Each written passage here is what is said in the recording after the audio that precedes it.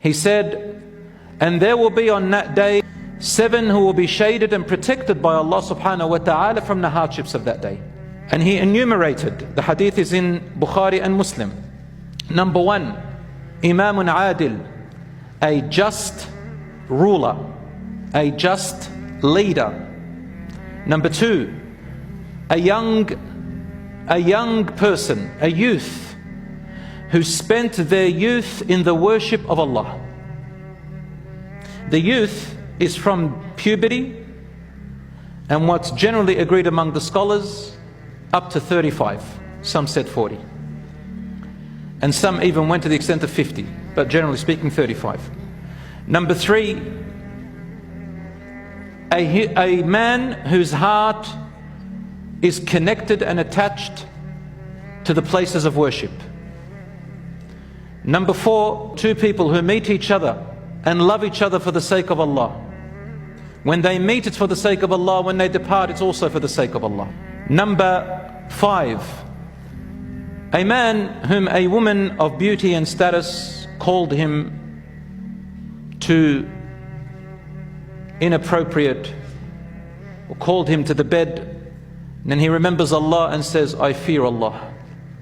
Number 6, a man who donates so secretly that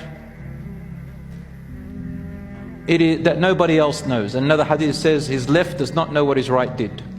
And a man who remembers Allah in seclusion, so much so that the fear of Allah makes his heart weep, makes his eyes weep, and he cries. So not everybody can apply all these 7 perfectly. So Allah gives out of His mercy others. The hadiths are in Fathul Bari by Imam Ibn Hajar. He said, also the one who is shaded is the one who relieves someone's hardship and burdens. Number 2, someone who helps someone else pay off their debt.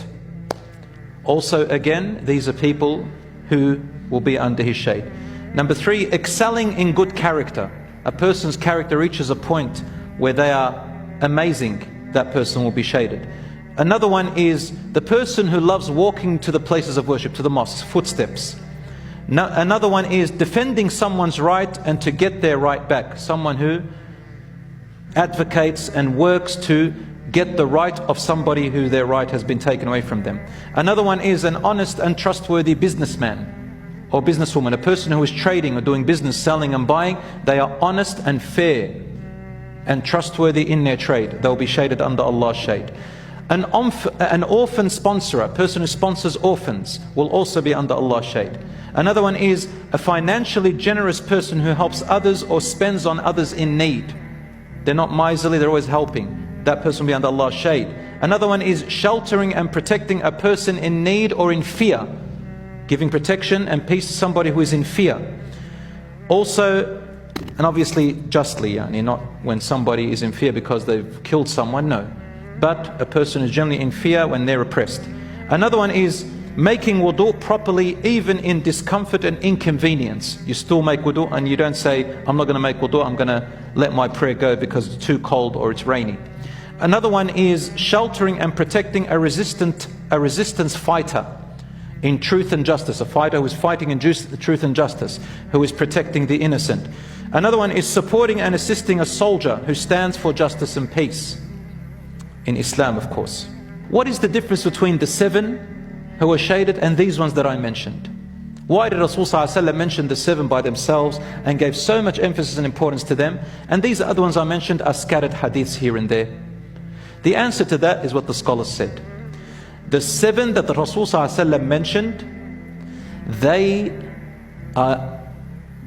reside in the core of the heart of a person, and they guide your actions.